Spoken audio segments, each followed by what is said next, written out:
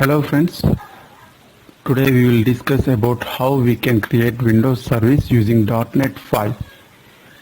To do so, we have to open Visual Studio 2019 and click on create new project. Once you do this, it lists all the basic templates. Of all, there is one worker service template using which we can create background services, and later we can update or upgrade this as a Windows service. One quick thing to remember here is only worker services can only be created using .NET Core 3.1 and 5. .NET 5. Click next over here and give any service name as something like new service. Click create here. It again shows more dialog where you can choose from the list of templates. Currently only empty project is available, and you can even use it from choose the framework from the top down here. See course one is there, ID is there. For our demo I'll stick to .NET 5 and click create.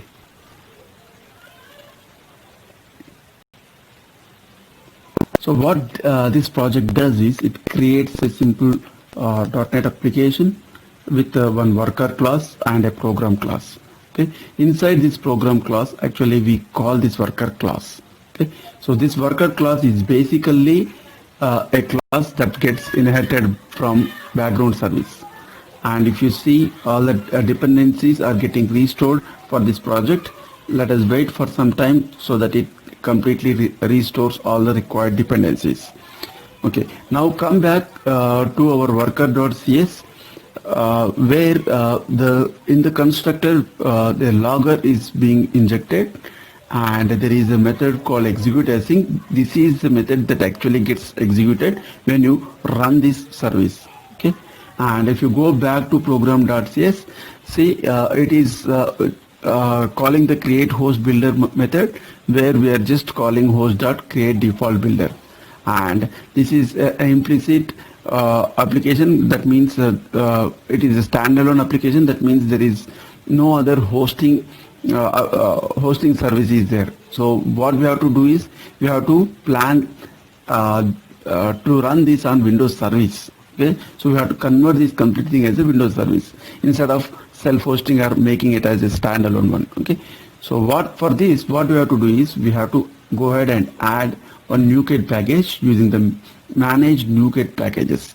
When I click over here and click browse, let me search for Windows service over here. Okay. Okay, when you do this, there is something called Microsoft.extensions.hosting.windows service. Okay, this is what we require for our service. Basically, to convert our background service as Windows service, we require the extension. So this actually enables our service to run on Windows services. So I accepted it, and it is now installing the required DLLs. Okay, now let us go to our program.cs and add one simple method over here. Okay, dot use Windows service. So earlier, if you don't add that particular NuGet package, when you type this, it will give you error, but now it won't give because we added the DLL. Okay, now everything looks fine. What you have to do is right click here, first of all save everything, and right click over here and hit publish. So in order to publish it, we need a publish profile. So I'm creating a publishing profile.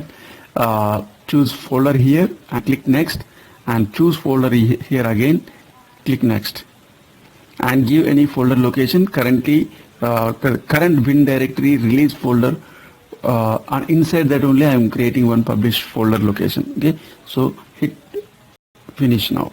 Okay, so we have created the publish profile, and what I have to do is just click on publish.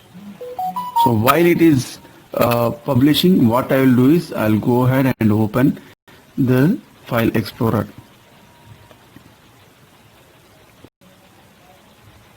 So initially what it will do is it will actually process and it dumps all the release artifacts into release folder, and then it creates a publish folder. So if you see, it has created release folder, and it has even created net file, which is the another folder that we are expecting it for our publish.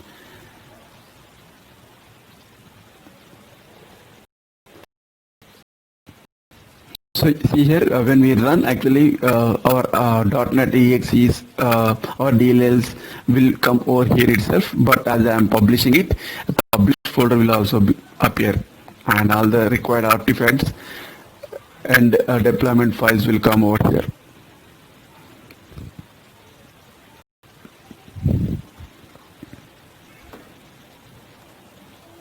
Now what I will do is I'll copy this path, I'll open up Windows command prompt, and I'll go to that particular folder, publish folder.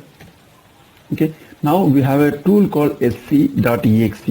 Okay, so what this will do is sc.exe create and give the name of the service, new service, and there is a flag bin path is equal to the path of your exe, new worker service .exe. Okay, so when I hit enter, so it will actually create one service in our services.msc.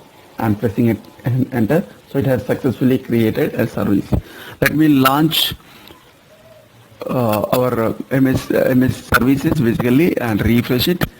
Remember what is the name we give? New service. Okay, so here is the service. If you remember, the name of the class was new worker service, but the name of the service I gave is new service. Okay, so it is now created, but it is not running. Okay, so we can very well right click and start it and start using it, but I have another command for starting it, that is sc.exe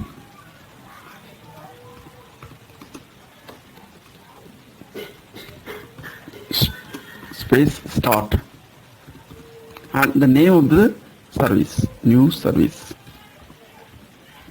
When I hit enter, it actually starts the service also. Okay, it's now started. So when I go back and just hit refresh, so it shows as it is running. Okay, thanks. This completes the demo. Thank you very much.